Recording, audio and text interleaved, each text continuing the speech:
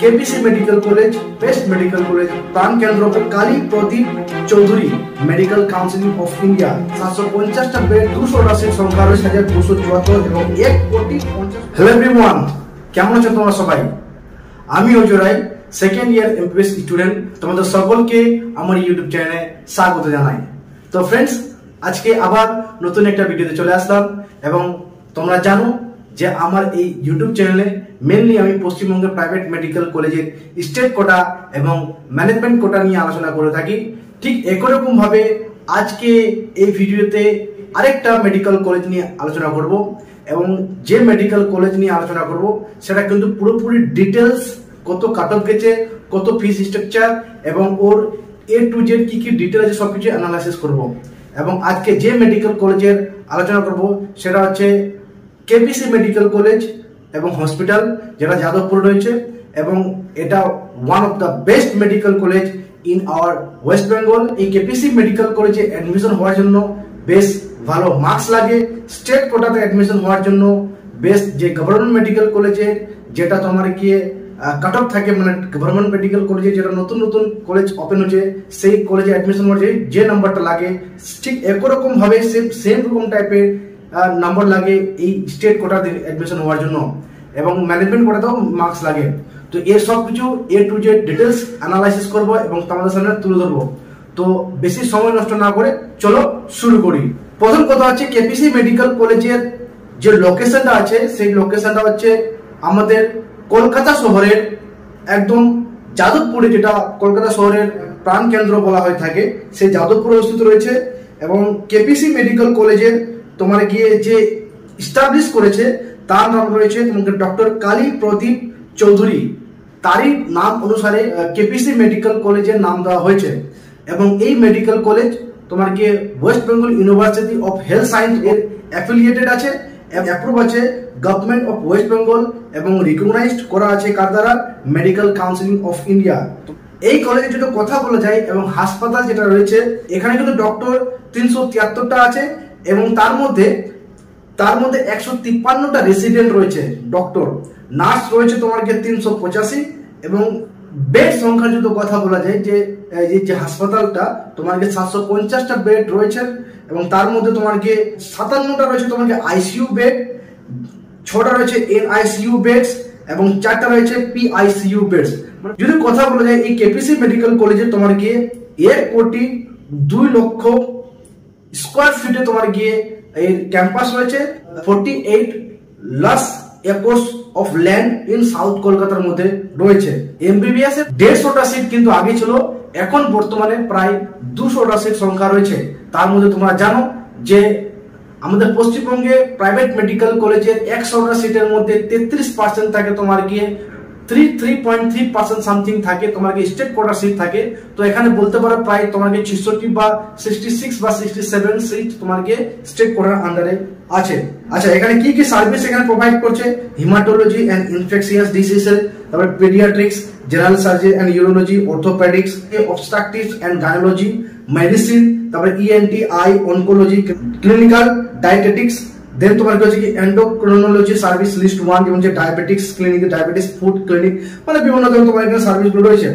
এবার কোথাও যদি বলা যায় কেপিসি মেডিকেল কলেজে বিগত বছর কাট অফ গেছে, মানে জেনারেলদের ক্ষেত্রে কাট অফ গেছিল 40,274 এবং এর মার্কস ছিল 635। ইডব্লিউএস ক্যাটাগরিতে কাট অফ ছিল 1,04,367 এবং এর মার্কস ছিল 575। ওবিসি এ ক্যাটাগরিতে কাট অফ ছিল 45,300 এবং এর কাট অফ ছিল 630। OBC B category cut off ছিল 49,142 এবং এর কাট অফ ছিল 626।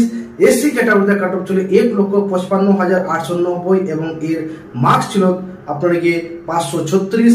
এসটি ক্যাটাগরিতে কাট অফ ছিল 6,27,277 এবং এর মার্কস ছিল 295 এবং ম্যানেজমেন্ট কোটাতে কাট অফ ছিল 1,13,252 এবং এর মার্কস ছিল 569।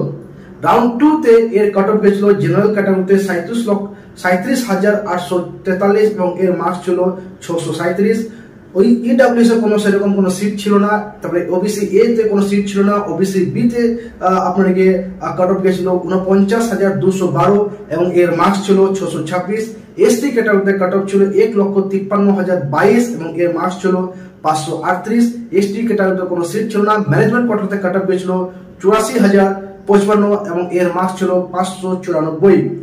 রাউন্ড 3 তে এর কাট অফ গেছিল, জেনারেল ক্যাটাগরিতে কাট অফ গেছিল 41,685 এবং এর মার্কস ছিল 633। ইডব্লিউএস ক্যাটাগরিতে কাট অফ ছিল 1,06,703 এবং এর মার্কস ছিল 575। ওবিসি এ ক্যাটাগরিতে কাট অফ ছিল 45,111 এবং এর মার্কস ছিল 630। ওবিসি বি ক্যাটাগরিতে এর কাট অফ ছিল 51,039 এবং এর মার্কস ছিল 625। এসসি ক্যাটাগরিতে কাট অফ ছিল 1,62,175 এবং এর মার্কস ছিল 531। এসটি ক্যাটাগরিতে কাট অফ ছিল 6,31,878 এবং এর মার্কস ছিল 293 এবং ম্যানেজমেন্ট কোটাতে কাট অফ গেছিল 1,09,189 এবং এর মার্কস ছিল 573। রাউন্ড 4 অর্থাৎ স্ট্রে ভ্যাকেন্সি রাউন্ডে এর কাট অফ ছিল, জেনারেল ক্ষেত্রে কাট অফ ছিল তোমাকে 41,475 এবং এর মার্কস ছিল 634 এবং ইডব্লিউএস কোনো সিট ছিল না। ওবিসি এ ক্যাটাগরিতে কোনো সিট ছিল না। ওবিসি বি সেম কোনো সিট ছিল না। এসসি তে কাট অফ ছিল 1,60,913 এবং এর মার্কস ছিল 532 এবং এসটি তে কোনো সিট ছিল না এবং ম্যানেজমেন্ট কোটাতে কাট অফ ছিল 91,608 এবং এর মার্কস ছিল 587 এবং অনলাইন এক্সটার্নাল স্টে ভ্যাকেন্সি যেটা কাট অফ ছিল ম্যানেজমেন্ট কোটাতে কাট অফ নেমেছিল, যেহেতু সেখানে তোমার গিয়ে সিট বেশি ছিল তো সেখানে কাট অফ ছিল 99,504 এবং এর মার্কস ছিল 581। এবার ওভারঅল যদি কাট অফে যদি কথা বলা যায়, জেনারেলদের ক্ষেত্রে রাউন্ড 3 তে কিন্তু সব থেকে কম মার্কস গেছিল, সেটা হচ্ছে 633 এবং এর কাট অফ তোমরা এখানে দেখতে পাচ্ছ অল ইন্ডিয়া র্যাঙ্ক, সেটা হচ্ছে 41,685।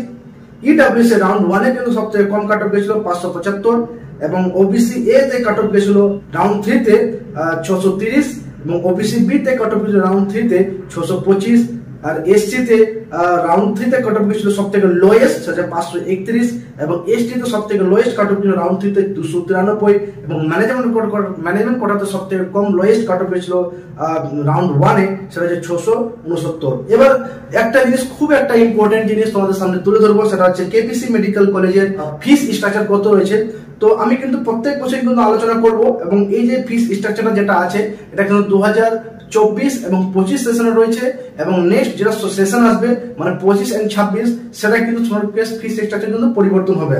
ওকে, এখানে বলে রাখি যে এই যে ফিস স্ট্রাকচারের কথা বলা যায়, এখানে স্টেট কোটাতে ফিস স্ট্রাকচার রয়েছে তোমার কি 18 লক্ষ টাকা, মানে 18 লক্ষ টাকা ফিস স্ট্রাকচার, মানে বলতে চাইছি যে এখানে 2 লক্ষ টাকা সেমিস্টার ফিস রয়েছে এবং তোমরা জানো যে আমাদের পশ্চিমবঙ্গে 9টা সেমিস্টার এমবিবিএস এ 4.5 বছরের কোর্স, তো 9 × 2 টোটাল 18 লক্ষ টাকা সেমিস্টার ফিস রয়েছে। তার মধ্যে তার ছাড়া মানে 18 লক্ষ টাকা ফিস রয়েছে, তারপর রয়েছে কি অ্যাডমিশন ফিস রয়েছে 50,000 টাকা এন্ড কোর্সন ফিস রয়েছে তোমাকে 15,000 টাকা, মানে 50 আর 15 মানে 65,000 টাকা আশেপাশে কাছাকাছি। এবার এখানে হোস্টেল ফিস এখানে উল্লেখ করে দিচ্ছে যে 4,500 টাকা পার মান্থ এরা হোস্টেল ফিস নেবে এবং এই যে 4,500 টাকা যেটা রয়েছে এরা 6 মাসে একবার করে, অর্থাৎ 6 মাস করে 4.5 × 6 মাস করে যত টাকা আসে 6 মাস অন্তত এরা ডিডির মাধ্যমে টাকাটা নেবে। এডমিশন টাইমে কত টাকা দিতে হবে? 2,65,000 রুপিস, 2,65,000 মানে তোমাকে একটা সেমিস্টার ফিস এবং একটা কোর্সন ডিপোজিট যেটা রয়েছে। ওকে, আর আরেকটা তোমাকে অ্যাডমিশন ফিস, মানে অ্যাডমিশন ফিস রয়েছে 50,000 টাকা, কোর্সন ডিপোজিট 15,000 টাকা এবং একটা সেমিস্টার ফিস 2 লক্ষ টাকা। ওকে, এবার এখানে কি বলছে, মোড অফ পেমেন্ট রয়েছে তোমাকে ডিমান্ড ড্রাফট এবং any bond for discontinuation. Yes, discontinuation bond offer তোমাকে বন্ড দিতে হবে, মানে বলতে চাইছি তোমাকে 18 লক্ষ টাকার বন্ড দিতে হবে উইথ আদার রিকোয়ার্ড বন্ডস। বুঝতে পারলে, ডিসকন্টিনিউশন বন্ড অফ দ্য 18 লক্ষ টাকা বন্ড তোমাকে দিতে হবে। ক্লিয়ার? এবার কথা বলি তোমাকে ম্যানেজমেন্ট কোটা যদি কথা বলা যায় তোমাকে এখানে যে টোটাল ফিস যেটা রয়েছে তোমাকে 72 লক্ষ টাকা এবং অ্যাডমিশন ফিস রয়েছে তোমাকে 50,000 টাকা এবং তোমার কোর্সন ডিপোজিট রয়েছে 15,000 টাকা দেখাচ্ছে এবং টিউশন ফিস রয়েছে তোমাকে 8 লক্ষ টাকা, অর্থাৎ 8 × 9 9 72 টোটাল 72 লক্ষ টাকা ম্যানেজমেন্ট কোটার তোমাকে ফিস রয়েছে। ওকে, এবং অ্যাডমিশন ফিস 50,000 টাকা সেপারেটলি এবং কোর্সন ডিপোজিট সেপারেটলি। ক্লিয়ার? বুঝাই গেল? এবার যদি কথা বলা যায় তোমাকে at the time of admission কত টাকা দিতে হবে, তোমাকে 27 লক্ষ টাকা তোমাকে at the time of admission দিতে হবে। Total amount to be paid during the admission 27 লক্ষ টাকা, 27,65,000 টাকা at the time of admission দিতে হবে বাই দ্য ডিমান্ড ড্রাফট এবং বন্ড ডিসকন্টিনিউশন দিতে হবে তোমাকে 72 লক্ষ টাকা। ঠিক আছে, এবং তোমাকে হোস্টেল ফিস সেম, এরও তোমাকে ম্যানেজমেন্ট করা হোস্টেল ফিস সেম, যেটা 4,500 টাকা ছিল 6 মাসের অন্তর করে দিতে হবে, মানে 6 × 4,500 যেটা আছে সেটাই। এনআরআই কোটার তোমার যদি কথা বলা যায়, এনআরআই কোটা তোমার গিয়ে যে ফিস স্ট্রাকচার রয়েছে তোমার হচ্ছে কি 1,50,00,000 টাকা তোমার কি এই ফিস স্ট্রাকচার রয়েছে এনআরআই কোটায়। বুঝা গেল? এটা জাস্ট আমি আলোচনা করলাম, যাদের হেল্পফুল হবে তারা এখন হেল্পফুল করতে পারবে। ওকে, যেতে সবকিছু আমি এখানে যেহেতু আলোচনা করছি। এবার আমি যেটা কথা বলবো তোমার গিয়ে ফিস হচ্ছে তোমাকে 2024-25 সেশনের বেসের জন্য, যেটা আমি আলোচনা করলাম সবকিছু এটা করলাম। স্টেট কোটার জন্য তোমাকে 18 লক্ষ টাকা, ম্যানেজমেন্ট কোটার জন্য তোমাকে 72 লক্ষ টাকা, এনআরআই কোটার জন্য তোমাকে 1,50,00,000 টাকা। আচ্ছা, এখানে ডিমান্ড ড্রাফট কিসের মাধ্যমে তোমাকে পেমেন্ট করতে হবে? তোমাকে ডিমান্ড ড্রাফটের মাধ্যমে পেমেন্ট করতে হবে 50,000 টাকা অ্যাডমিশন ফিস স্টেট কোটা। মানে এখানে সেপারেটলি ভাবে তোমাকে এটা আলোচনা করেছে মানে এরা বলেছে আর কি। ওকে, তো বন্ধুরা এটা আমি আলোচনা করলাম তোমাকে কেপিসি মেডিকেল কলেজ। ওকে, তো কেপিসি মেডিকেল কলেজ যদি তোমরা যেসব স্টুডেন্ট কিন্তু তোমরা টার্গেট করছো তোমরা কিন্তু অবশ্যই তোমরা কিন্তু আরে অ্যাডমিশন নিতে পারো। তো বন্ধুরা তোমাদের যদি এই ভিডিও ভালো লেগে থাকে বা হেল্পফুল যদি হয়ে থাকে তাহলে অবশ্যই আমার এই ভিডিওটাকে লাইক করো, চ্যানেলটাকে সাবস্ক্রাইব করো, এবং তোমাদের যদি কোনো কিছু ইনফরমেশন যদি জানার যদি প্রয়োজন হয়ে থাকে তাহলে অবশ্যই আমার এই ইউটিউব চ্যানেলের কমেন্ট বক্সে কমেন্ট করো। আমি যত পারবো সব ইনফরমেশন দেওয়ার চেষ্টা করবো। এবং তোমরা এবার চিন্তা ভাবনা করছো যে তোমরা এখনো একটা অথেন্টিক পার্সন দিয়ে কাউন্সিলিং করাবে, তো অবশ্যই তোমরা আমার সাথে কন্ট্যাক্ট করতে পারো, পেইড কাউন্সিলিং তোমরা সার্ভিস দিতে পারো। Okay, so thank you very much. This is Ajay Roy signing of.